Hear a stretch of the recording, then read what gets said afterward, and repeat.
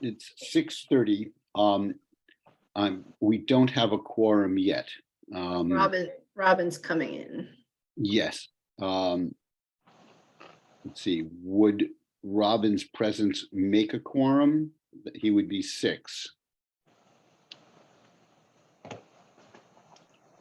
We're missing 3. Yes. Yep. We have 1, 2, 3, 4, 5, 6, 7. You have 7.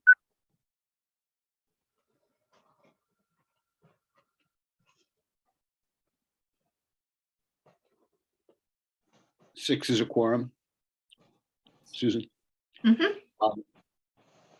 Then I'll call this meeting of the Policing Advisory Commission to order. This is the regular December meeting. Welcome, everyone. Welcome our guests. We'd like guests to introduce themselves by listing their organizational affiliation in the chat feature. Commissioners don't have to do that. We'll use the chat for voting. The guests are asked not to speak during the meeting, with the exception of those who are invited or recognized by the chair. Before we welcome our newest commissioner, the minutes of the November 14 meeting have been circulated. Has everyone had a chance to review the minutes of November 14th? Is there a motion to approve the minutes of November 14th? I move that motion. It has been moved. Is there a second? I second. Ty seconds. Any discussion? Are there any corrections or comments about the minutes? The question then is on the adoption of the motion to approve the minutes. All those in favor say aye. Aye. Aye. Aye. Any opposed? Any abstentions? If anybody wishes to abstain, raise your hand. Okay, it looks like it is adopted unanimously. Thank you, everyone. Let's just take a moment to review the agenda, which was circulated. In a moment, we will welcome our newest commissioner, Christy Daphnis, and then we'll have some comments from commissioners, which will be bringing up some various items for business. Then we'll be discussing the item carried over from last month regarding our public hearing, and we'll have a report and discussion on that. Then if there is any other old business or new business, and we're aiming to adjourn at 8 o'clock. So I'd like to welcome Christy Daphnis. Christy, I know we've caught you, you'll find that this early hour is, makes it challenging to have one supper and complete it. It's been a task for me, and many of us you might see will sort of be going off screen or off camera. Good, then I'm in good company. You are, sort of trying to squeeze a meal in between a full workday and a commission meeting is a challenge. Christy, we'd love for you to tell us a little bit about yourself and your interest in the work of the commission. Sure, thanks. My name is Christy Daphnis. I have been a Wheaton resident for almost 17 years now, I think. And over the course of the past 10 years or so, I've been very involved in pedestrian and traffic safety advocacy work. I formerly was on the Pedestrian, Bike, and Traffic Safety Advisory Committee with the county and chaired that committee for a few years. I was actually on the committee itself for 9 years. So my term limit there is done and over. But I'm really interested in policing issues. I have an educational background in policing. I have a bachelor's degree in criminal justice, and kind of the intersection between social issues and policing and criminal justice. That's kind of always been an interest of mine. So when I saw this vacancy come up, I thought it would be a great way to use some of what I've learned over the course of the past 10 years on my traffic safety work, but also expand a little bit and get into some different very important issues. In my day job, I work for the federal government at the Office of Management and Budget, where I lead the federal workforce branch. So I do a lot of work with workforce policy and kind of broad-based HR. So that's my story. I don't know if Well, anyone has any questions, happy to answer them. Well, first, just to sort of thank you for your prior service on the Bicycle and Pedestrian Advisory Committee and for 9 years and chairing. I was on the Alcohol and Other Drug Abuse Advisory Council for about 9 or 10 years and served as chair for several years. And I can sort of appreciate the commitment that takes, and we really appreciate the expertise that you bring from that experience, both in the county and with traffic safety. Do other commissioners have other welcoming remarks or questions for Christy Daphnis? Just welcome. Thanks for agreeing to join us. Thank you, Robin. Thanks, and I'm glad to see Christina as well, who got to interview with me at the council.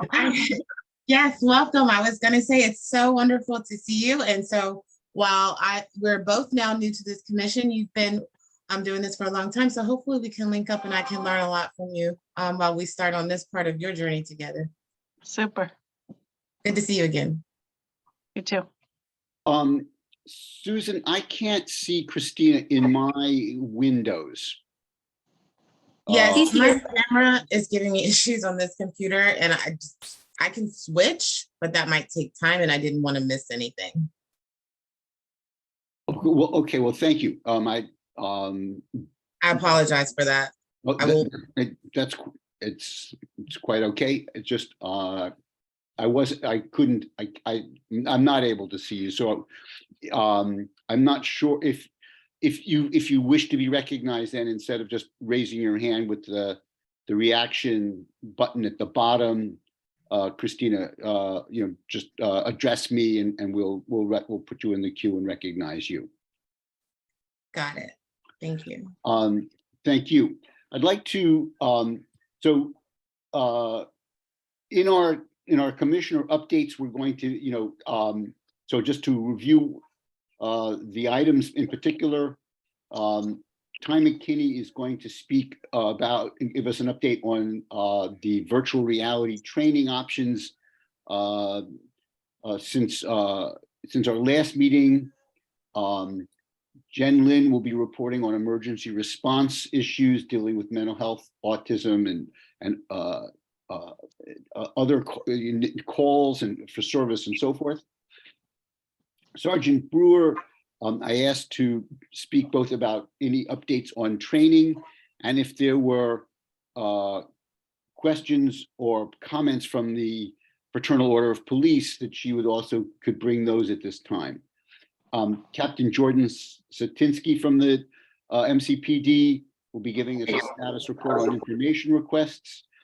And I don't see Ruhama yet. She's here. I think you can't see the bottom layer or something. It's so this is frustrating to me. I have 11 open windows, and of course usually I'm able to see like 25 windows if they're open. Mm-hmm. I see there are 16 participants, but there's no, in my Zoom isn't showing me. Should I exit and come back and log back in? Eric, if you look up at your view tab up in the upper right hand corner, you may have the hide non-video participants checked. And if you uncheck that, you should at least be able to see their boxes. Nothing is checked. I'm checked on gallery view. Okay. I could hide self-view. I could show non-video participants. Okay, there we go. Show non-video participants. Okay. Thank you. That helps a lot. I apologize. Ruhama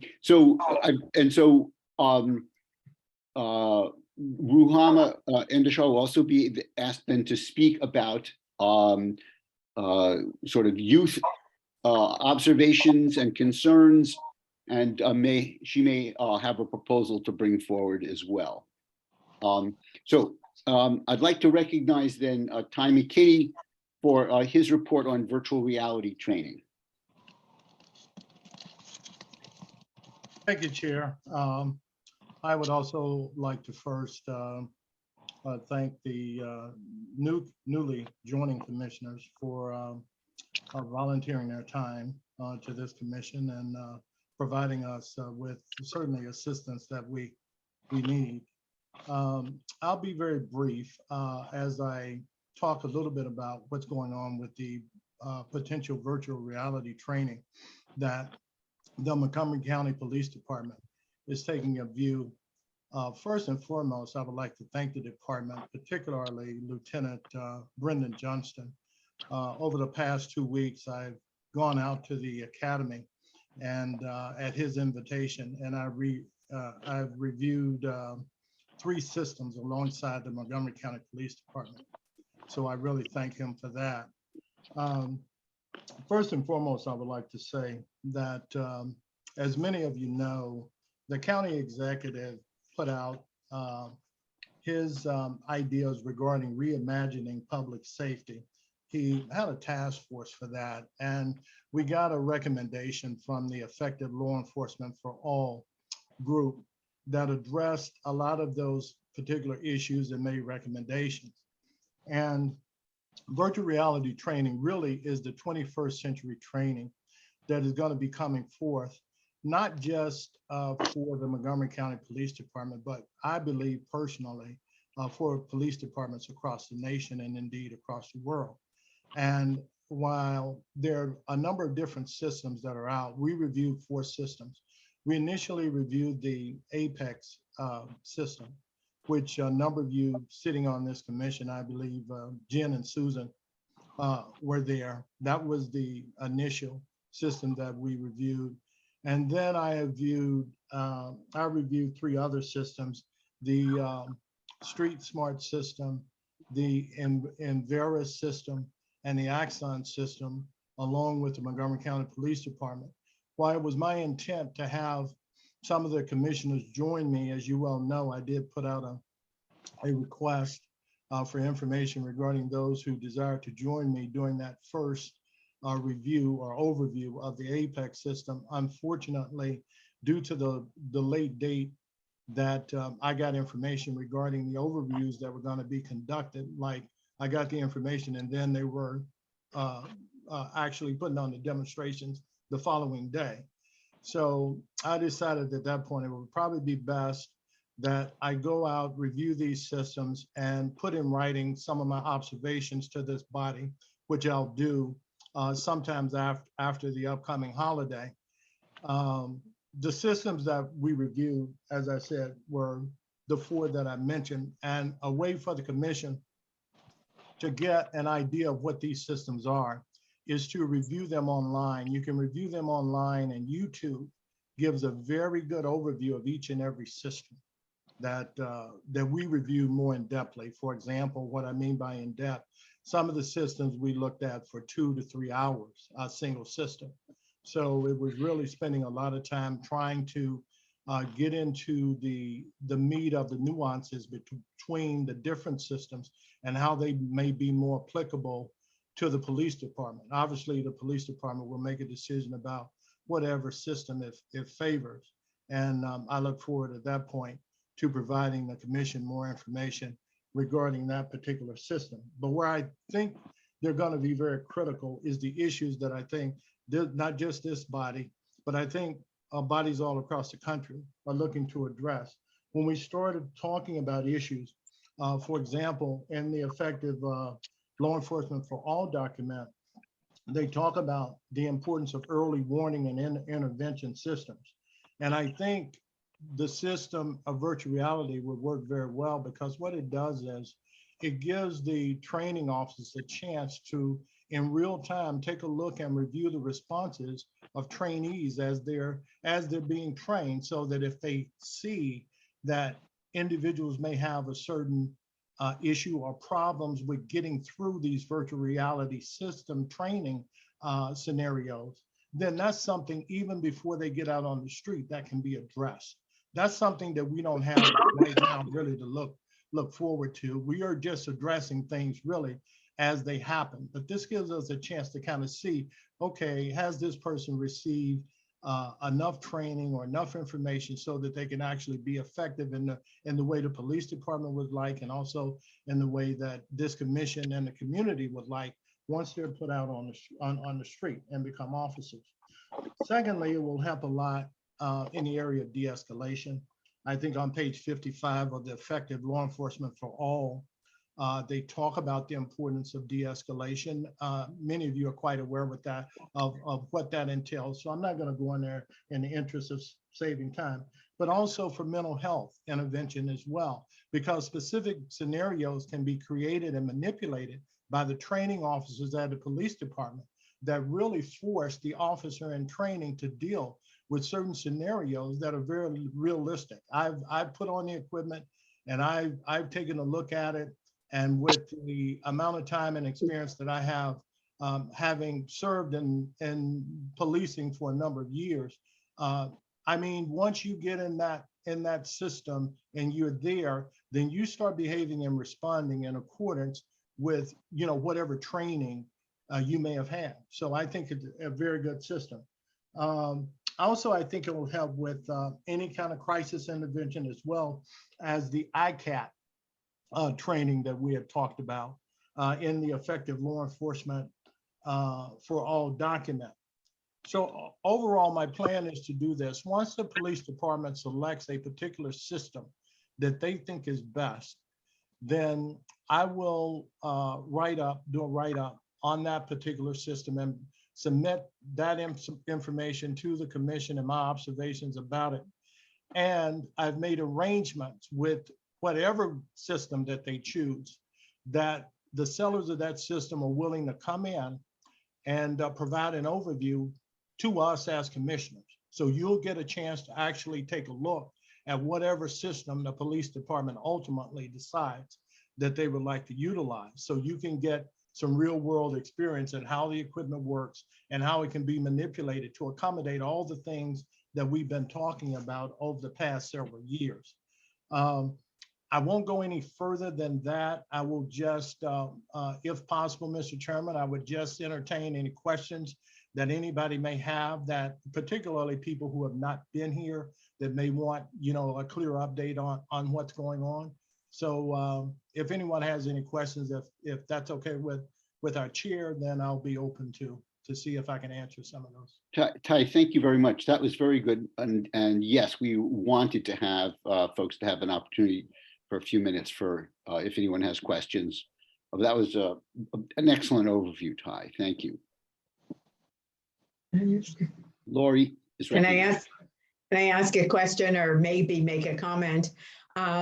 When we were at the Maryland State Police training facility and saw that one virtual reality system, you know, I had asked a number of questions about how they anticipate evaluating how candidates do in terms of their reactions in the training, and they only had very vague idea and said that because each of the training sessions are a little bit different, it would be hard to assess. But, you know, I guess I would be hoping that we could push for more consideration of how to evaluate this, even if it's a qualitative evaluation for participants, to start gathering information that can help fine tune how they use the system. Because they talked about how, you know, the instructor could change the system to change the scenarios. If we find that some of those scenarios seem to be bringing out behaviors that are either especially good or especially bad, you know, we want to have those kinds of pieces of information so that we can improve how the training's going. So, you know, as we get to the point where we have a system, you know, I hope we can push for evaluation. Thank you, Lori. Excellent point. Ty, any thoughts on that before I recognize Jen? Yes, I would say that what they're doing right now is really collecting, because this is a relatively new system that's being introduced as a training instrument. But what they're doing is they're trying to collect information from officers on the street that are going through the training. Many of those officers who have had time and experience on the job are giving their commentary as to how they feel these systems are preparing them to do their daily work. That's mainly where we're going to get our information, because these are the entities that are actually involved in in being trained with these systems. So we may have to wait a little while, but that's why I wanted to make sure that the commissioners got a chance to be trained on whatever system, or at least get an overview of whatever system the department chooses. And that will be forthcoming. And then you can be available to ask any questions of them you want in terms of collecting statistical data about its effectiveness. Ty, thank you. I think that point about experienced officers who are responding to the initiation of the VR program and commenting on it is going to be very valuable for evaluating the system. I think Lori's point about using the system to evaluate the training of officers before they go into the VR experience also would be very, very interesting, so that the sort of a kind of real-time evaluation of how the training of officers takes place by how they respond to the scenarios that they're being presented in the VR part of the training, I think is sort of Lori's point, and how that could be systematized, if I understood correctly. Yeah. For Lori? example, are there are we observing different reactions if it's if the perpetrator is male or female, or if the perpetrator is Black or white? You know, gathering this kind of information, is it a different reaction if it's a scenario that's considered to be on a school grounds versus you know, urban city setting, or you know, there are all kinds of things like that that can help the training officers figure out what are those scenarios that are really sensitive and that we need more training in versus other ones that seem to be more innocuous in terms of the kind of responses. So, you know, this isn't something they can do overnight. This is something that they need to start collecting data, and over time start figuring out any refinements.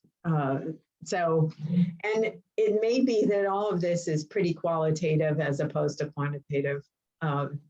So, but just thinking about it and thinking about setting something up is, you know, definitely seems to me to be a good idea.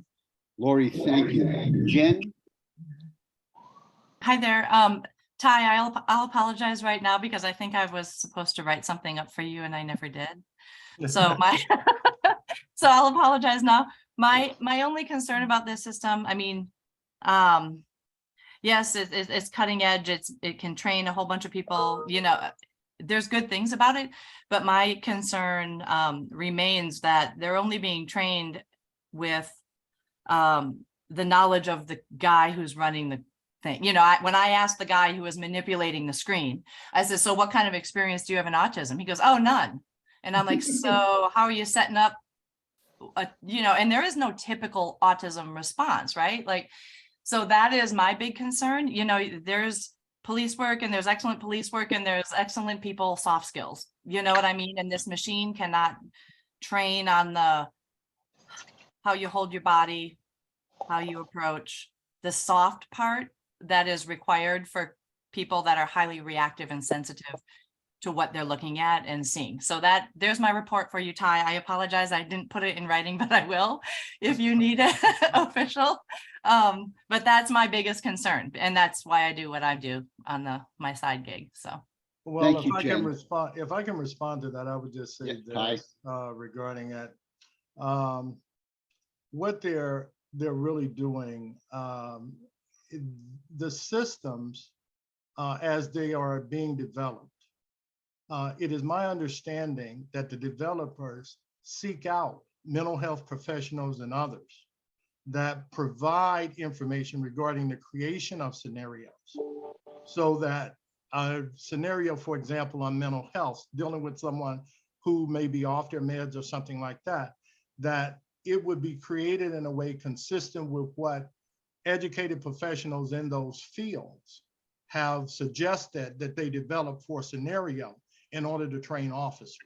So there is a consideration of that. I don't know to the extent that any of that will be able to be better manipulated by a training officer, but at least they're already thinking in those terms.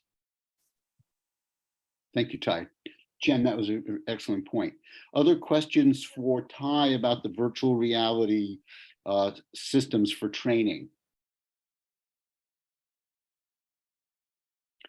I don't see any others. Robin, I Robin. think Robin is. Just a quick one following up from Jen. This is a more general question, Ty. Robin, you're recognized. Thanks. Sorry about jumping in. There's a, Jen's perspective that she just gave us was that you have an officer running the training module, right? And your response was, well, the module is actually authored elsewhere and they bring in the mental health expertise in the development of the module. So my question is, how much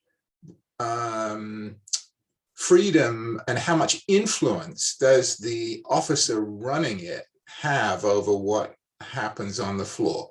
Is this pretty automated? Are they running through a scenario, or is it the officer really working with a tool, if you like? Well, Robin, the officer is really working with a tool, and one of the biggest advantages of VR training is that it's malleable to the officer. He can manipulate it. They can change ethnicities. They can change someone having a weapon versus not having a weapon. There's so much that these systems will allow officers to do, and you do it in real time as the officer is being trained. So these are not like scenarios where you have rote training. Pretty much you hire a couple of actors, they come in, you give them a single role to play, and they play that role. This system allows you to use multiple different ethnicities and different people playing different roles and different scenarios, so that you can really get into addressing issues that, like Jen talked about, issues even dealing with traffic, de-escalation, or whatever you choose to do. But the advantage is that the training officer can react based on whatever the officer being trained says or does. Got it. Okay, thank you. Good, Ty, thanks very much. It's 6:58. Are we ready to move on to the next report? That would be, if we are, Jen, I'd like to recognize you to report.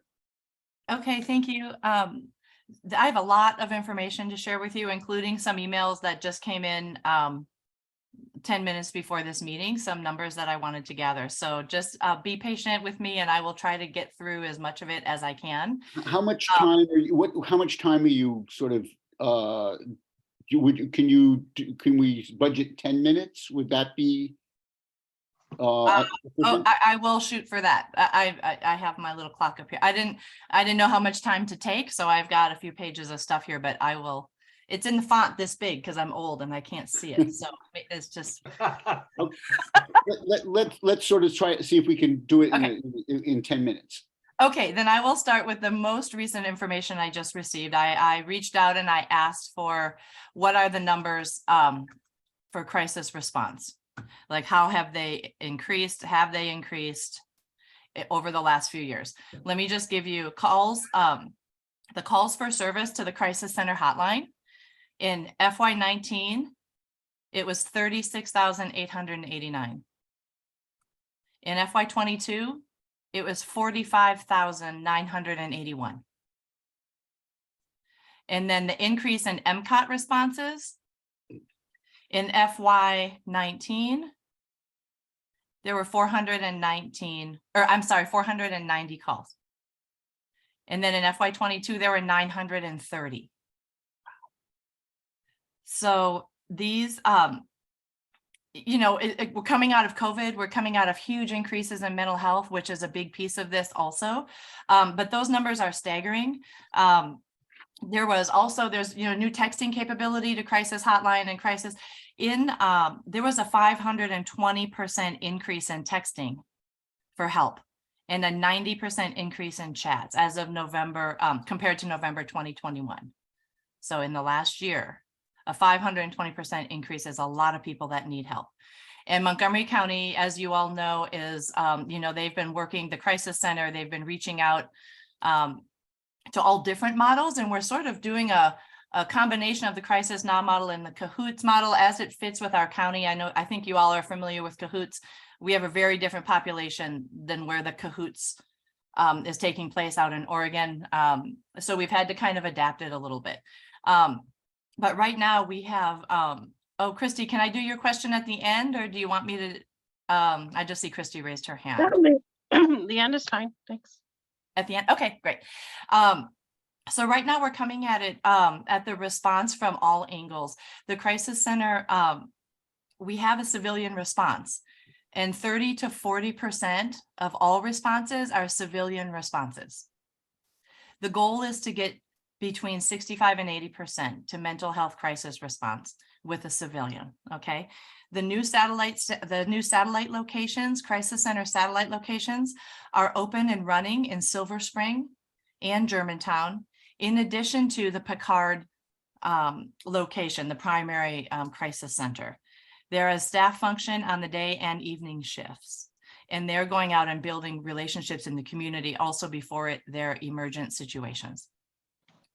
All of the calls are coming into the ECC, and they are triaged by newly trained call takers. People continue to call the Crisis Center directly as well. So right now, the response that we have, the Crisis Center, is through DHHS. They have mobile crisis outreach teams, which is a therapist and another therapist. Then what we're working on is mobile crisis outreach teams where there's a therapist and a peer support specialist. It is so difficult to hire these therapists right now. We're trying to get qualified peers that could maybe take on that second spot. Additionally, fire and rescue services have mobile integrated health response, which is a medic, social worker, and a therapist that are going out on calls. And then the police department is also working on co-response. I'm not sure if you all are familiar with how Baltimore has their program set up, but it's a police officer and a therapist. There are just some situations where, if there's weapons and a history of violence, that a police officer is going to have to go. And there are still many, many efforts, organizations in the area that are also taking in people from all over the place. Maryland Coalition for Families and STEER and Pathways DC and every month, they're overloaded. They're all trying to figure out how to meet more needs, open up more space for these folks. There are right now, there are about 30 therapists that are working at the crisis centers around the clock. That is 6 more than what we had on January 2021. There are 4 peer support specialists that have been hired, and they're continuing to train. The goal is to have some of them, like I said, having a peer response as the second, so we can open up some of those therapist schedules. There's 4 vacancies right now. My computer just blew up. There's 4 vacancies right now for licensed therapists, and 2 additional vacancies are available at MCPD and the Rockville Police Department. Our problem is hiring people. There's a shortage nationally for therapists. We can't compete. Our salaries are lower than they are in many areas. So that folks are going other places. And they're able, there's such a demand, they're able to be picky as to where they want to work. We're actually to the point where they're working on new MOUs with local universities and internships just to get people to come in. The emergency response training, you know, for CIT and the SROs and law enforcement is still continuing. I only know that because I did several hundred of them this year. Through MCPD, the CIT folks, and the Maryland Center for School Safety, I'm training all over the state. So that is still going on. So this is really coming, you know, we're trying to provide more services while we're training people on the other side. You know, it's really a very inclusive approach. We're covering all angles. As some of you know, we're trying to open up a new stabilization center over by Seven Locks where the jail is. That has been met with a whole bunch of controversy. There's a lot of community forums that are still happening. Excuse me. They have Q&A documents going out. The neighborhood basically is just saying that they don't want this to happen in their neighborhood. They're concerned about traffic. They're concerned about ambulances. They're concerned about people milling around after they are released from their rehab or whatever help that they need. It does continue to be the best location there. It's not only for drop-offs by police and EMT, but also people released from jail and court. The central processing unit, you know, it's really, there's going to be some work there. A little bit of the pinch here is that we have money assigned to us that we need to spend in a certain amount of time, and now this is delayed, right? So we have this little nugget of money that we need to be working for the restoration center, and now there's been a huge community pushback, so there's a little stuck. We're stuck a little bit there, but we're working with Rockville City Police and all the partners to try and meet where the community where they're at. There's a small satellite stabilization center. I'm not sure, this might be a part of the crisis center where it's just 2 beds, a small room, just to kind of help where we can. I mean, the county has really stood up a ton of support, and the state has given us money. We just, like I said, need to figure it out. The one thing that I see as a shortage here, I mean, I'm getting calls every week of people with autism and IDD that are sitting in the emergency rooms waiting to get to Shepherd Pratt in Towson for med adjustment or for, you know, it's just really hard because autism and behavioral health don't mix. And all the money right now is going to mental health and behavioral health, and nothing is really working with the autism guys yet. So that's a huge problem. You know, there's families, you know, I know of a couple that have lived in the emergency room for 42 days and then they're sent home, even without getting a bed. And I have a family last week, they waited 3 weeks, and I kept telling them to stay there as long as you can because you'll get the next bed. And the hospital kicked them out. And they went back home, and now the siblings of this poor boy with autism are in danger, as well as the parents, because there's nothing for autism that's really working yet. There is, it's very, very underserved. The only thing I wanted to mention also, there is a model in New York City, just for you guys that follow the involuntary removal and hospitalization stuff. It's on the legislature, you know, it's going to be in the legislature again this year or this season about, you know, involuntary hospitalizations for adults that have severe mental illness. It's a really big hot button. They're talking a lot about whether there's a danger standard, is danger imminent, you know, well, if they're not standing there cutting themselves, it's not imminent, but can a homeless person who's choosing to live outside be in danger, right? Because they're making that choice to live outside, but it's 20 degrees outside, it's 10 degrees. So right now I'm kind of watching what's happening in New York. Their hospitals are totally overrun because that's just where everybody's going. And it is very discouraging because there's not, no one has come up with that magic solution yet, especially when you have invisible disabilities plus, you know, bipolar or schizoaffective disorder. It's really tough. So, I mean, while there's a lot of really great Again, I'm news. just keeping, this is extremely useful information. I'm done. I'll stop. I'm done. I wasn't going to cut you off. I wanted to just give you a heads up so that you were able to conclude in a way that felt It's good. It's good. That was my last thing. I was just worried. I see my clock says 7:09. I'm done. I'm all done. That's Well, good if anybody has well, questions. that you did a brilliant job covering all that material very, very well. Christy, I think you were seeking recognition. Yeah, just a really quick question.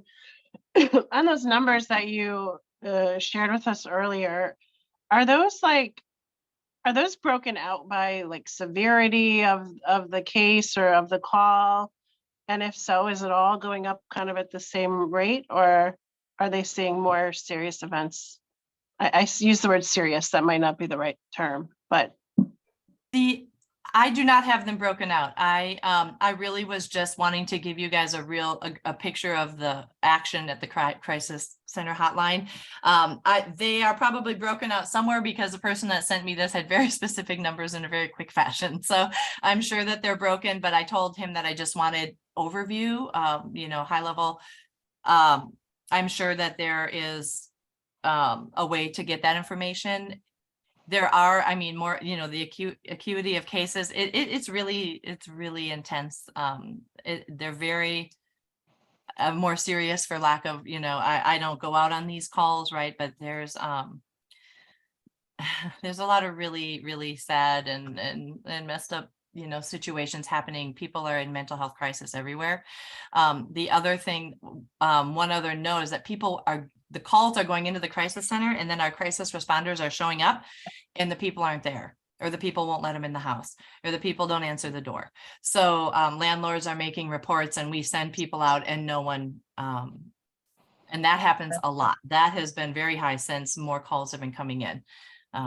That's happened more frequently.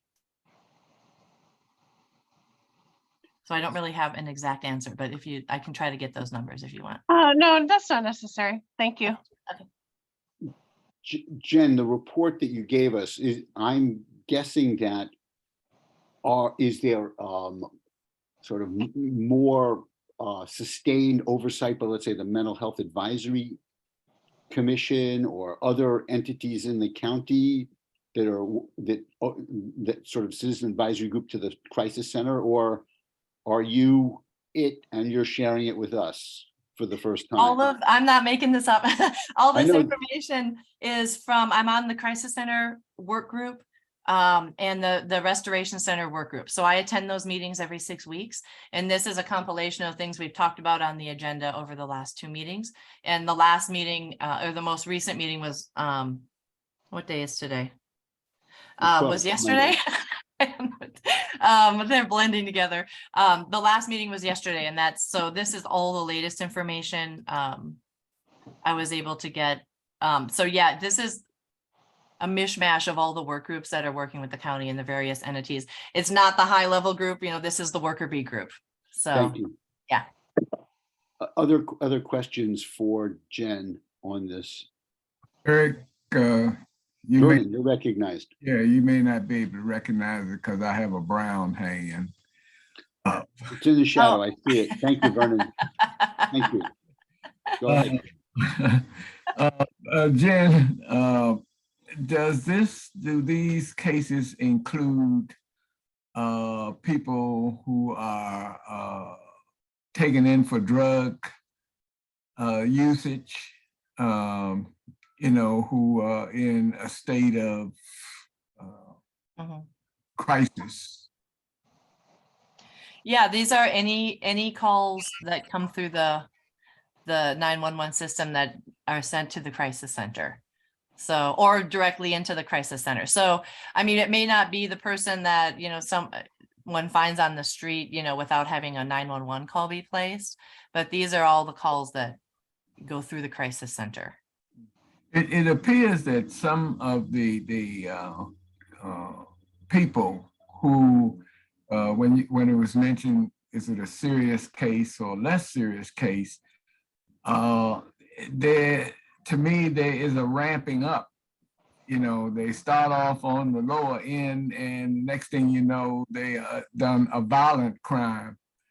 And I'm just thinking about this case that we just got today or yesterday with this guy who was living with a body. That's a serious case of mental health there from way back. Right, but if nobody knows about it or nobody reports it, then it's just happening. And I'm sure I'm sure there's a lot of people that are living, you know, in very sad situations like that, that no one knows about.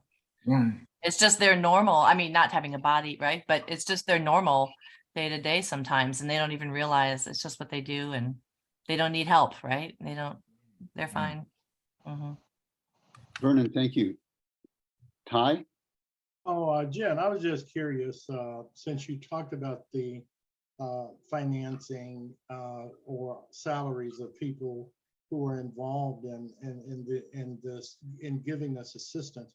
I was just curious, what is the median salary sort of, or what are the salaries that we're in competition with to be able to hire people? Because to be effective, we're certainly going to have to hire, good people, and hopefully we won't have to, scrape the bottom of the barrel because we're not paying very well. Right, and that's totally out of my pay grade. I don't know, they don't tell me those numbers. I just, but it sounds very similar to police too, right? Our recruiting is very difficult also in the beginning for police because we pay lower than many of our surrounding areas. So it's something that really needs to be looked at. They don't tell me those numbers. Frankly, I don't want to know. But we're not as competitive as in the past. People are desperate for therapists, and if they can pay it, they're going to the money, especially a job like this, which is not just your average therapist job. I mean, they're putting themselves in danger, situations at times. Ty, thank you. That good question. Anything else on Jen's report? Jen, you gave us a lot to think about. I think a question, I guess, sort of,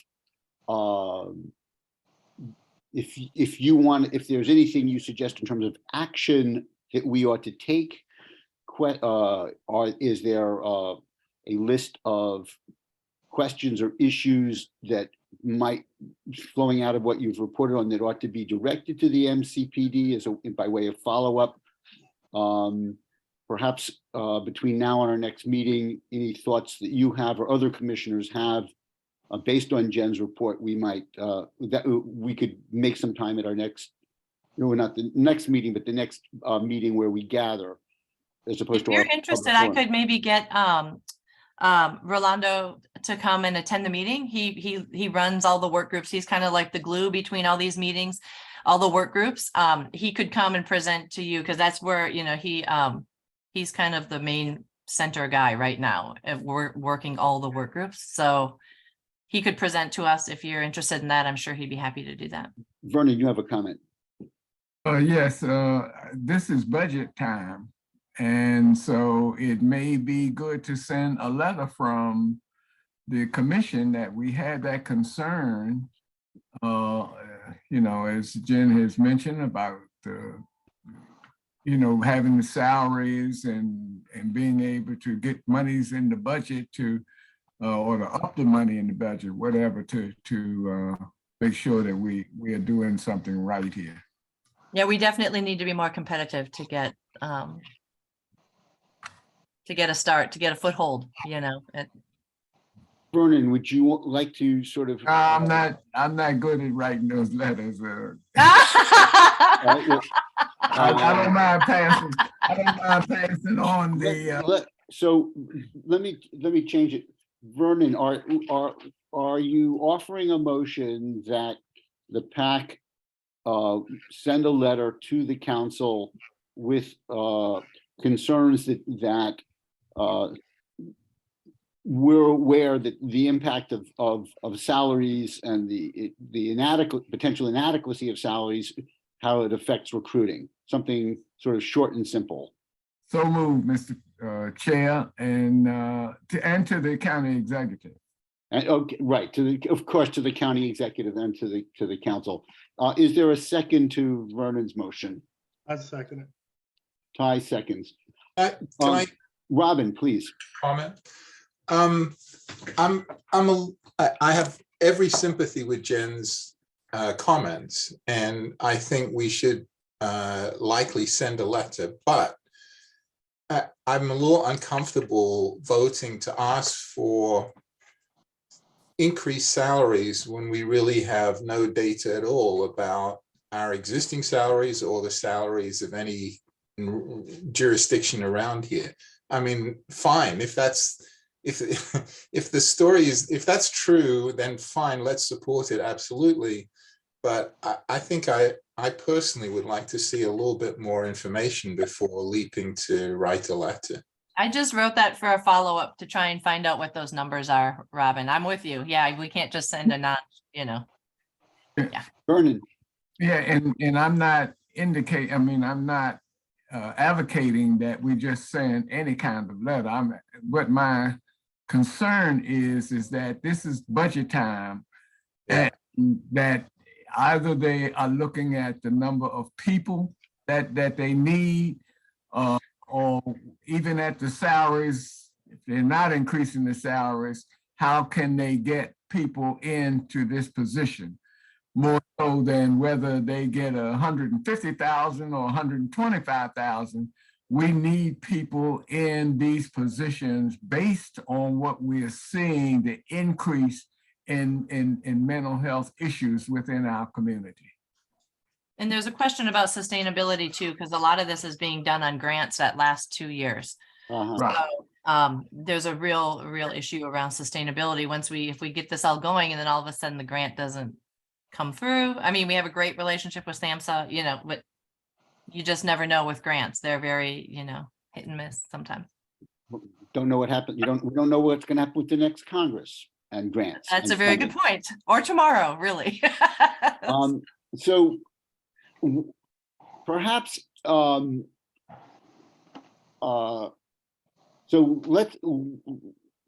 what might be something that is there something that we feel comfortable conveying to the county executive now? Would it be appropriate to say, please review workload numbers and salaries to do whatever necessary to make sure that this priority for public safety is addressed, without making it a more concrete? I see a couple of heads nodding. I'm good with that.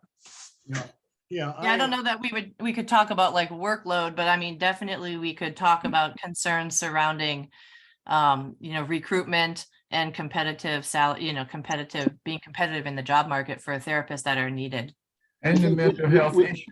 With the point being of sort of essentially saying to the executive, please examine these issues. Pay attention to this, Our yeah. sense is that these are important, without sort of saying, and this is the action that you should take. Right, right. We don't have an issue asking for more police, but we are raising the salaries there. But the more police we bring on, do we bring on more mental health people to help them out? You know. So what I suggest then is that we sort of table voting on the motion pending the consideration of a draft letter that would sort of address Robin's concerns and Vernon's and Jen's, and that before we adopt a motion, we have a draft that we can consider that attempts to do this. And I'm happy to take a stab of that and share with a draft. And I'll talk with folks, you know, to get some comments before we have a version to bring forward. How does that sound to folks? Well, but I don't think we need to table, because the budget issues are going into now. I mean, the county executive is out having meetings out on in neighborhoods and what have you. So I mean, I think that the chair, and vice chair, and Jen and whoever can put together something that expresses our concern on the issue. Yeah, I'm okay with that. Okay, Vernon, maybe that's the way. I'm willing to go that way, certainly, to work with Ty and Jen on that. I saw a couple of other heads nod. So perhaps to modify the motion that the chair, the vice chair, and our liaison for mental health and crisis intervention, Jen, put their heads together on a appropriate communication to the county executive about the financial needs for these activities, something like that. I mean, I know that's too vague, but Well, it can be, we can just mention in there, Mr. Chairman, we can just mention in there that we're collecting the data because we have been made aware that this is an issue. And then be more specific once we finish collecting the data. okay. Yeah. So, on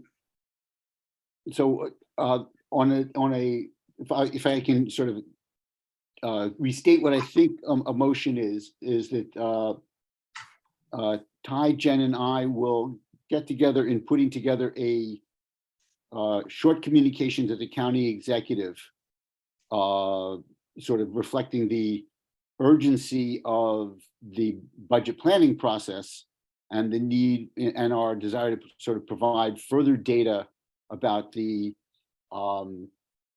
needs Crisis, that the we crisis. the crisis as is demonstrated by the demand for service that Jen reported at the beginning of her remarks. Does that work? Yeah. Okay. So any further discussion before we vote? So the question then is, all those in favor of the motion to for the three of us to put together an expression of our concern and our task to collect some data, say aye or raise your hand. Right. We have and if let's see, Ruhama is aye, and Christina, if you can put your hand up with the reaction button at the bottom, raise your, very good. So I think are there any opposed? Are there any abstentions? Okay, hands down if from the ayes, and I see no opposition and no abstentions. Motion carries. Thank you very much, Jen and Vernon. That was very, very helpful.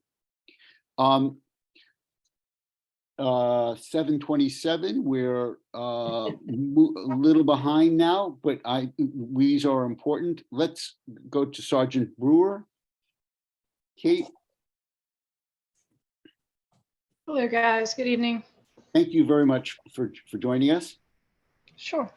Do So you my have Christina put her hand down so that?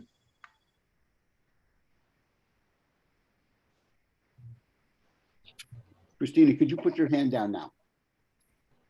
Thank you. so Sorry, because there's sorry. that's all right, because there's so many commissioners, I've decided to just give kind of an overview of what goes on at the academy, but I'll do it super quick. I also have notes, but Jen had much more information, but I think was really helpful. So the information she had was great. So I apologize for any of the repeat information that I'm about to provide. So the academy is made up of many units: in-service training, entry-level training. We have a de-escalation use of force unit, leadership development, firearms training, field training unit. We have the cadet and the explorer program, and we also have EVOC, which is our driver training. For in-service unit, they're responsible for all the required annual training. We have to follow guidelines, MPCTC, which is the state, CALIA, which is our accreditation, any Montgomery County requirements, as well as Montgomery County government requirements. The in-service is responsible for training Montgomery County Police, Montgomery County Sheriffs, Rockville City, Gaithersburg City, Tacoma Park, Chevy Chase. And next year we've been asked to, and we're going to also train Park Police within Montgomery County. That is a total of about 1,400 officers that we train for in-service, and they're required to go through 2 days of training, all 1,400 officers, 2 days of training. Almost all of the in-person in-service, so for those 2 days, is practical reality training. So they're very rarely in the classroom for the 2 days that they come to training. We do have an online learning management system where we also push certain online trainings that can be done so that we have the time that we have them, we are out of the classroom and hardly doing any classroom for when they show up to in service. Again, during those practical training, work on practical skills such as communication, de-escalation, protective instruments, and other certifications. In service is not responsible for firearms. That's separate. So that does not include any firearms training. In addition to in-service training for officers, in-service unit is also responsible for training county security, animal services in their protective instruments, their professional staff, and their required in-service training. That training is set by CALEA, but also for the Montgomery County government. We also train SPOs, which is a fairly new addition. We do executive in-service. We host various community groups, which is leadership, for example, Leadership Montgomery, Leadership Greater Washington, various YPO chapters, and other community groups that reach out to us that hope to get a better understanding of police and what we do within our profession. The in-service unit is consists of, they do all that training, consists of 1 sergeant, 1 corporal, and 6 officers. For entry level, so I was on the in-service side for just over 5 years. I'm now on the entry level training. We're responsible for all the recruit training. Currently, the state requires each academy class to be a minimum of 750 hours. Our academy has 1,075 hours, which is a difference of 325. I'm not good at math, so I did it in advance. Yep. And those credited hours do not include, obviously, lunch breaks. These are credited instruction hours only. Our program that amounts to 28 weeks. We bring all of the Montgomery County recruits back for 2 weeks of training after, which include a courthouse field trip where they experience mock trials, training on certain technology blocks, some information about field training, and now they will have that 30-hour Montgomery County College program. So they have a 28-week program, and then they come back for an additional 3 weeks. Those additional weeks are for MCPD officers only that came through. So again, we have recruits, the same departments I listed above: sheriffs, Rockville City, Gaithersburg City, Tacoma Park, and Park Police. We offer training for them. We have just restarted a lateral comparative compliance academy, which is going to fall under recruit training. The hope is to run this 2 times a year. That will often run concurrent with existing recruit classes. So we'll also be training both at the same time. We're still working on what that's going to look like, but our next class starts March 27th for that. So the instructors will be responsible for that. The state only requires a 5-week program. We're doing a 10-week program for our lateral comparative compliance, just to ensure that we get additional training that is not required by the state. We find that the state minimums are just that, they're minimums. So we try to exceed them. Hey, what does that mean, lateral compliance? I'm sorry. So if they were already a police officer within the state of Maryland with a certification, they can lateral to us, provided that they fall within certain guidelines. But comparative compliance is they can be an out-of-state police officer. And again, they have to pass certain certifications from that the state requires. And then obviously our requirements too for Montgomery County. We actually have somebody in our full academy class right now who didn't pass the state certification because his academy didn't have enough hours. So he has to go through a full academy. But conceivably somebody could come from Georgia as long as they have our required training that the state sets up. So generally that class is smaller, or will be smaller than say a full academy class, but we did want to open it up for recruiting purposes. But again, that's a 10-week program instead of the 28 weeks. It's a little bit short. It's a lot shorter. We're also the recruit side is also responsible for what we call them pop-outs, but really what it is they went through our academy potentially from a sister agency, whether it be sheriffs, Rockville City, Gaithersburg City, and they have decided to apply for and then receive the job as a Montgomery County police officer.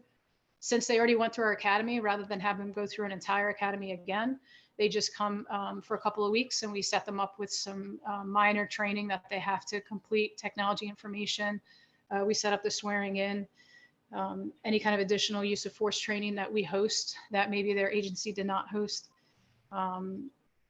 Taser, if they carried a different device, and then we swear them in. The recruit training is also responsible for that. This is managed and scheduled all by us to include, obviously, like I said, they're swearing in.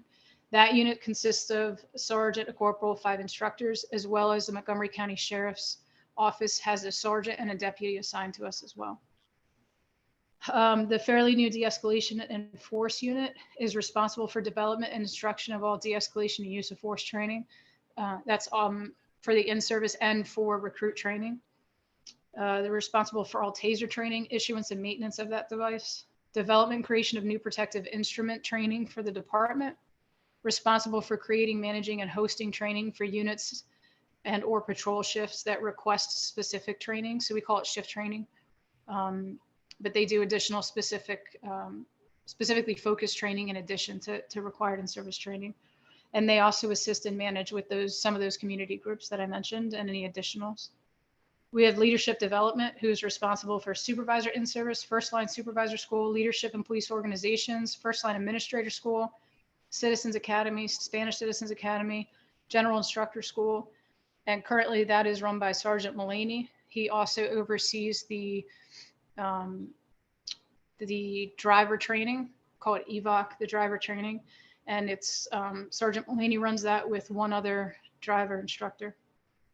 And the driver training is responsible for creation and host of all training for the recruits, as well as all in-service training, which is a separate additional in-service training officers have to attend.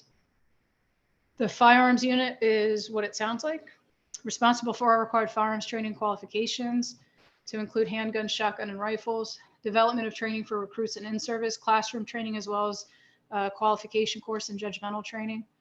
That's currently run by a sergeant, 4 sworn officers, and 3 professional staff. And those 3 are retired police officers from other agencies. Our field training is also at the academy. So after they graduate, they go to field training or they go to the district stations, but we still have what we call FTEP, the field training overseas. So they still report to their sergeants, but we have a sergeant at the academy that oversees their training to make sure that if there's any issues with that the training team recognizes they need assistance with, they reach out to that field training sergeant. He helps develop plans, training plans, identifies issues and potential solutions during training. Kate, Again, they report. Yeah, I know there's a lot of hands up. and you've used about 10 minutes. The only other thing I was going to say is the explorers and cadets. So field training, explorers and cadets all fall under 1 sergeant and 2 officers, and they run all of that. So like everybody, we're doing more with less. I think, I'm not sure who had their hand up first. I know Dr. Gasser, you had your hand up pretty early. As usual. Robin, you're recognized. I was trying to get under my time. So no, you did great, Kate. I have one question. Sure. You talked about de-escalation training as kind of a separate module. Can you explain or just tell us how much de-escalation training do officers get in the course of their initial training, and also what do they get in terms of annual refreshment?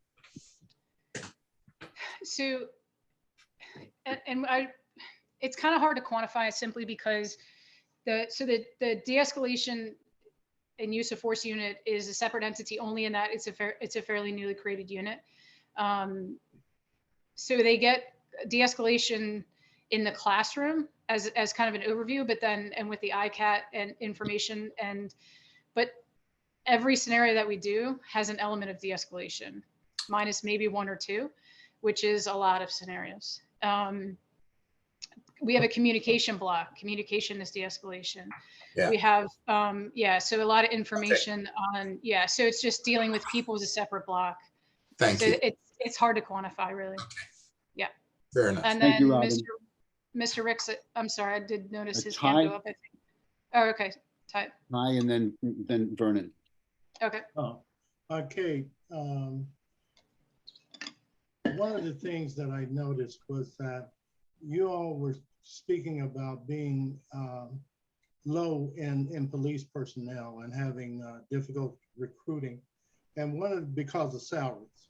One of the things that I was wondering, if it's not salaries, then what would entice a person from another department to come to the Montgomery County Police Department when it seems like the other jurisdictions are earning more in salary?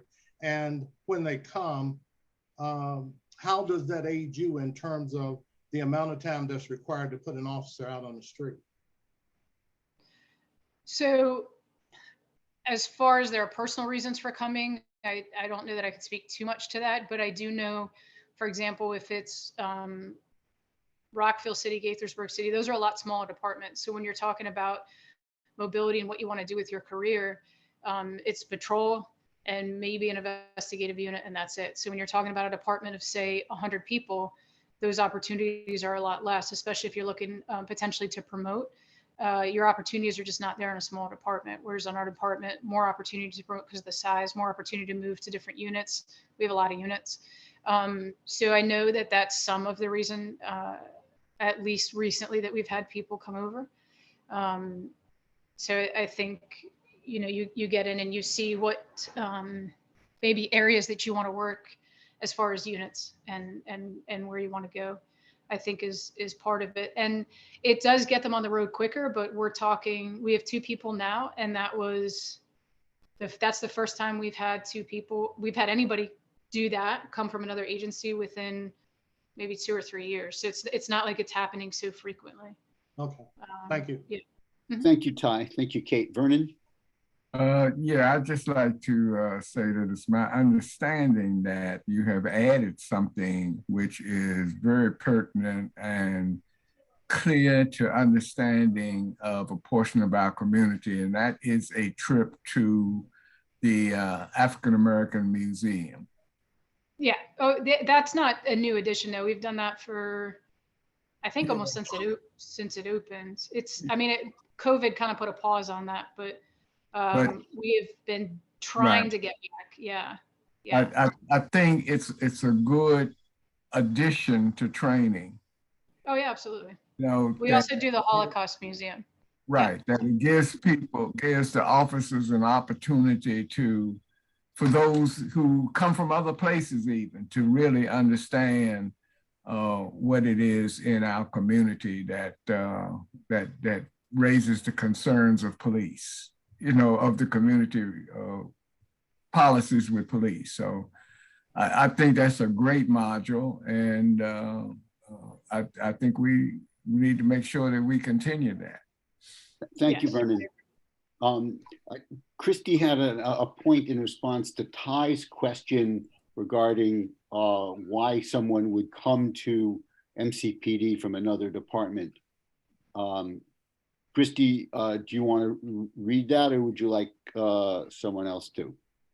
Yeah, no, I just wondered if there was any sort of like employee satisfaction or employee engagement survey that's given to all the officers on a regular basis, because sometimes employers can use that as a way to increase recruitment and retention where pay can't be raised. There's not a consistent survey that's sent out for officers in Montgomery County. Thank you. Maybe we'll take that up at another time. Christy, that was a very good point about a satisfaction survey. Any other questions for Kate and her excellent overview? Kate, thank you. Thanks very much. Thank you. I appreciate you reaching out, Mr. Chair. Thank you. Captain Satinsky, do we have any outstanding information requests, or are there other police department issues that you wanted to bring to our attention? I apologize that you're sort of near the end. Can I ask that we've sort of targeted on no more than 5 minutes for this piece of the conversation? Actually, I can probably do it in about 30 seconds if you give me a chance. The one request I got, I'm sorry, Mr. Chair, I couldn't hear you. You are recognized. Oh, thank you, sir. And thank you all for having me. There was a request about criminal side arrests for marijuana that came in back in the early fall. And as some of you may have already heard numerous times, the way that our police department captures our data is not always so consistent. And the data that we have isn't going to bear out anything reasonable, because the way that officers use the term arrest versus criminal citation, the way it's captured in the various systems we've had over the last few years between our previous report management system, Packet Writer, and our current one. So I spent some time talking to our crime analyst section in our data analysis unit. And basically what they told me was, whatever we produce isn't going to be real, because it would never be able to be peer reviewed or verified based on the way the data is brought in. And as Dr. Castro will probably tell you, bad data in is bad data out. So I can see him smiling there. So it's not a viable source. We're really hoping, and I'm sure you all have heard this before, that in our new system, as we move more towards a data-focused world, especially in policing, I think we'll have, with our new report management system, a better way to capture this. And I'll tell you, like, I know you've all heard, especially about reimagining public safety, talking about data and how poorly in some instances our agency may capture that. It is a national issue. It is not a here issue. I do another job where I travel around and go and do assessments on police departments. And I'll tell you, we're about 75% better than a lot of the places I've been to. So just to give you a kind of a focus, and you can't use places like New York City, which has 100 statisticians and lawyers that go through this data every day. You know, you have to use something a little more reasonable based on where we are. That was one of them. And then there was a discussion. Well, let me stop. Were there any questions about that, what I just said? If I may take, when is this new system supposed to start working that you've referred to? I hope before I die, sir. That is where we're sitting. It looks about 2 years. We just finished the contractual phase. There was an issue while we were purchasing the RMS system. Another company came in and bought them out and created a huge speed bump. So, because we had new lawyers, new people, and all sorts of stuff. Robin? Yeah, just one thought. Having recently working on similar issues over at the Department of Energy, I would really suggest there are a lot of people in Montgomery County who are much smarter than me and much more aware of data issues and data solutions. I do wonder whether you might think about releasing publicly the where you are in terms of actually developing a new system and the responses you've gotten. You don't have to give away proprietary information, but being able to sort of explain how in pretty detailed way what you're asking them for, I think you might find there are people in the community who can help sharpen that. Well, you know what, Doctor? Okay. And you know what? That's a great idea. We're not at that point yet. But when we get there, when you get there, when we get there, I wrote it down here and I will talk to the chief about it. Any other questions on that part? Okay, there was a second request about, the way our MPIA for officers works. There was a question about that, from what I remember, Susan, something about how the 10-day response window, is that resonating? Yes, that had to do with, Right. I'd like to ask that we postpone that response, given the time that we have.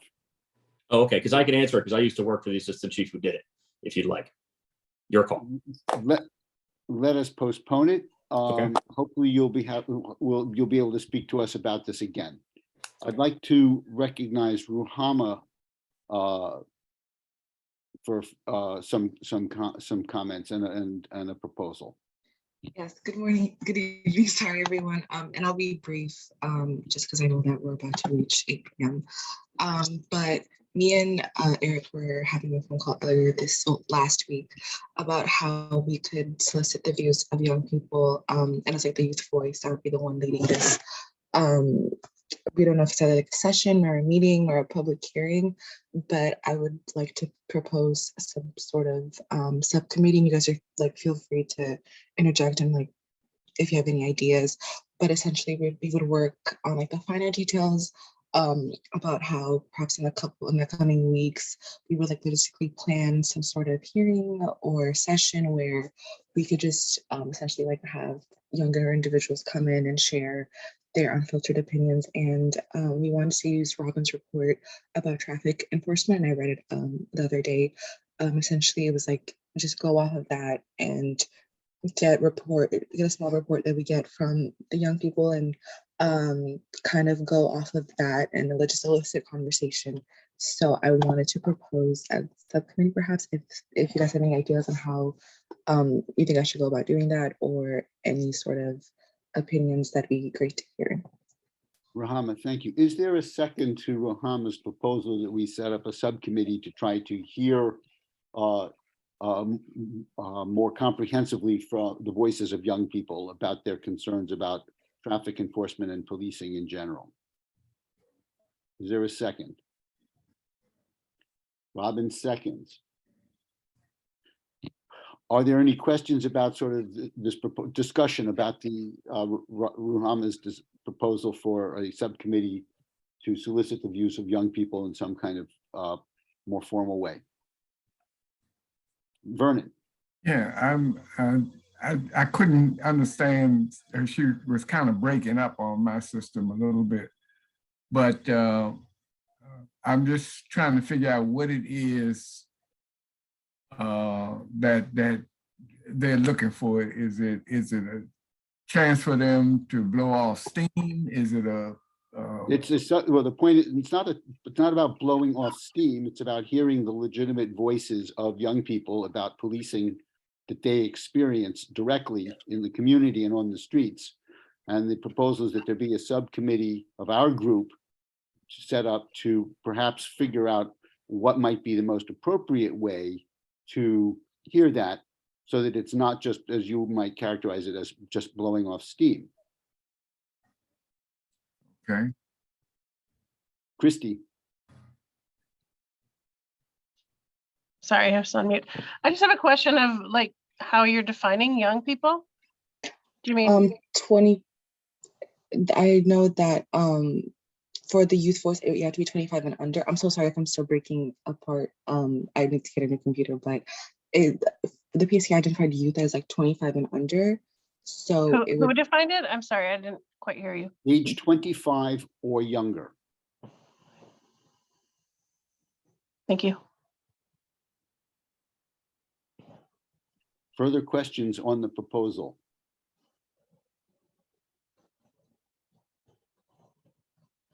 And they would be like a formal subcommittee of this committee, It would be an informal subcommittee of the PAC to work with Ruhama to see to try to figure out what might be an appropriate way for either a public hearing, a session, a working group meeting, but to more formally hear from young people as defined as those age 25 and younger, their concerns about how they're policed, what their experience in traffic is, and so forth.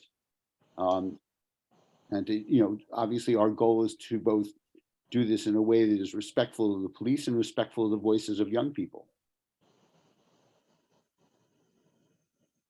Are we ready to vote? All those in favor say aye or raise their hand. Aye. Aye. All right. I see 1, 2, 3, 4, 5, 6, 7. I see 8 in favor. Any opposed? Any abstentions? Vernon abstains. Okay. Motion carries. Vernon, thank you. Thank you for your question. That was very helpful. Lori, regarding our public forum for January, did you have the subcommittee that you, Ty, and I had convened the other day? Excuse me one second. I see Christina's hand. Christina, is this about the last order of business, or? Yes, it was. I've lowered it. Apologies. I'm sorry, you voted, thank you, I didn't see your hand. If the clerk would make sure that Christina is voted, and you voted aye, is that correct? That is correct. Yeah, okay, please make sure that Christina is recorded aye. Thank you. Thank you. Zifa's noting that that's the case. I beg your pardon, Lori, I interrupted you, I'm sorry. Sure. Well, Ty and Eric and I talked about what could be the focus of the forum. And it seemed like a very good idea for that would be to go back to the traffic enforcement report that Robin had put together that was completed in, let's see, December 2021, with the idea that we would discuss the report at the forum and then have comments in relation to the report topic, traffic enforcement, that we would then incorporate any appropriate comments into the body of that report and then send it to the council and the police department. This is such a solid piece of work. I hate to see it just not go anywhere. So this seems like an opportunity to get it some visibility and to use it in perhaps a constructive way. So any discussion about that or some other things to consider? Vernon, Why is it that that information can be the latest updated information and include the young people in having the opportunity to speak to the commission at the same forum rather than something different or separate rather? I certainly think that we want to include younger voices in what we hear at the meeting. So it doesn't necessarily mean to me that it has to be either or. It can certainly be both. I think, I mean, I don't want to speak for Ruhama, but it also seems that traffic would be only one issue relevant to young people, and that there might be others that, so if we're going to focus the meeting on traffic, that's fine, but then need to find some other event to deal with other issues. That's true. I definitely think that's the case. I don't think we have to package everything together. so if I understand it, there is a motion. Lori, you really want to make a motion that Yes. our public forum in January be on the subject of traffic enforcement, grounded on the report that Robin wrote and the commission adopted last December. And that the goal is to then get the opportunity for public input into the report, and then with that to communicate more formally the report to the MCPD and to the executive. The report was conveyed in a letter that Dalvin and Nadia sent. It was a 1.5-page letter. The very last sentence simply said, oh, by the way, here's the, didn't say by the way, it says, and also attached here is the report. And there was no discussion of the report or that it had been adopted or anything about it or its importance. And so this is really, it really has not been raised to the degree of the work that was done by the commission in the development of that report. So this would be an opportunity then to do that. Vernon. But that was the information then a year ago, wasn't that based on information just from 2020 or 2019? The report speaks for itself. It included the most recent data that was available at the time. Mm-hmm.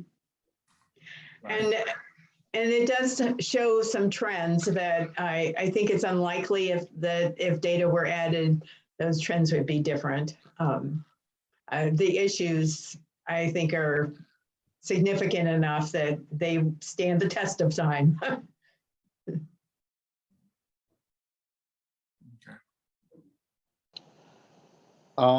Is there a second to Lori's motion? I'll second it. Ty seconds. Any for Christie? I just had a question about when the forum is. We're aiming for January, is it the 9th, Ninth. Susan, or the 16th?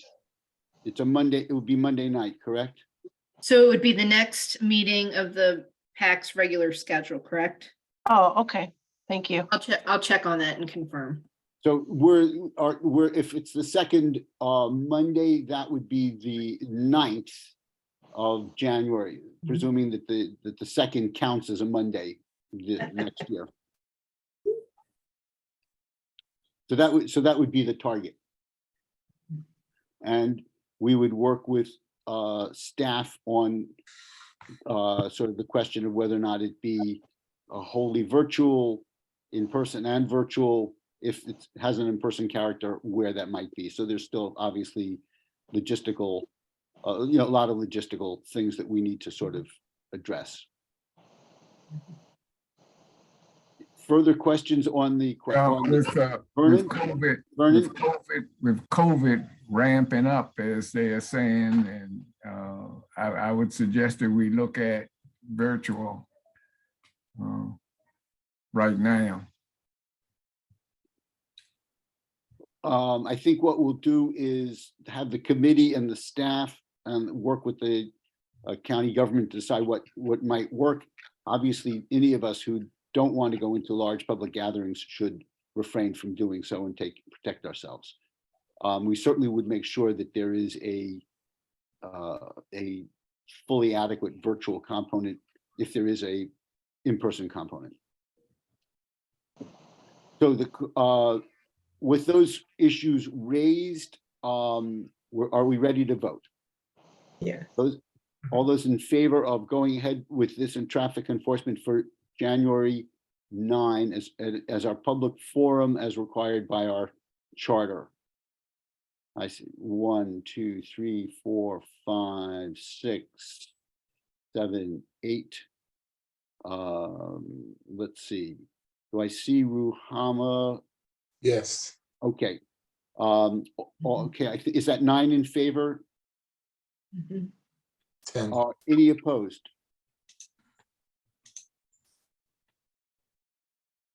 Any abstentions? Motion carries. Well, thank you very much. We are now 2 minutes over. If I'm willing to stay, for a minute or two for other matters. Robin, please.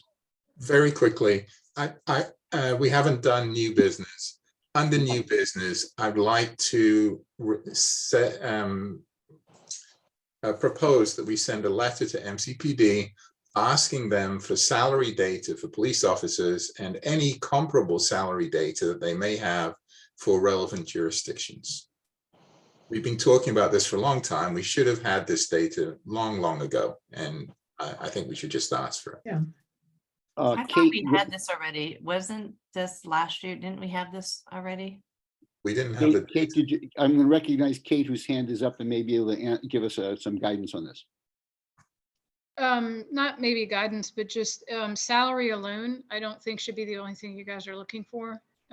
There's a lot, and I know Fairfax County was in the news recently talking about how they have a signing bonus, but other benefits too. Salary alone isn't really going to give you the full picture. It really needs to be comparative benefits as well. Thank you, Kate. I'm just curious, might the FOP be a faster source for getting us this information than the MCPD? Or I don't know if they have anything currently. Okay. I don't know if they're the most updated. I can ask. They're in negotiations right now, so if it doesn't exist right now, they're not in a position to pull it while they're negotiating. Okay. Mr. Chairman, just one thing real quick for Kate, while she's here. Kate, in the government, they used to give an estimate, which included benefits that you would receive, and then they would basically give a package of, okay, with the salary and the benefits, this is basically what you're earning. They don't do that in the department. Excuse me, Ty, I think it's a good question. I hesitate to start going into that kind of analysis. What I'd like to do is to see if there's agreement that a simple letter asking for the information around comparability of salary and benefits could be sent, so that at least this is a piece of information that is available to us and perhaps to the public. Is there a second to Robin's request that we send such a letter? I'll second it. Lori seconds Robin's motion. Any further discussion of the question that we send a simple letter asking for this information? Then the question occurs on the motion. All those in favor say aye or raise your hand. Aye. Aye. Those opposed? Abstentions? It looked like all were in favor. I saw no opposition and no abstentions. Motion carries. We are now at 8:05. Does anybody have any need for 15 or 30 seconds before we adjourn? I'll recognize anybody who has. Well, without that, I want to just thank you all. I think we had a very productive meeting. I thank everyone for their reports, and I'm very grateful to you all. And we will give you the details of our public meeting for January 9th coming up, and then we'll have a following meeting in February. Have a good holiday, everyone, and a happy new year, and we will be in touch. Meeting is adjourned. Thanks, Thank Eric. Thank you. Thank you. Happy holidays. Happy holidays. Happy Yeah. holidays. Happy holidays all around.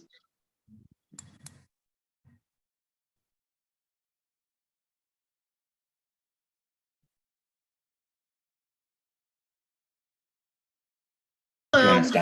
Do you want to stop recording, Susan? Yeah, I do. Hold on.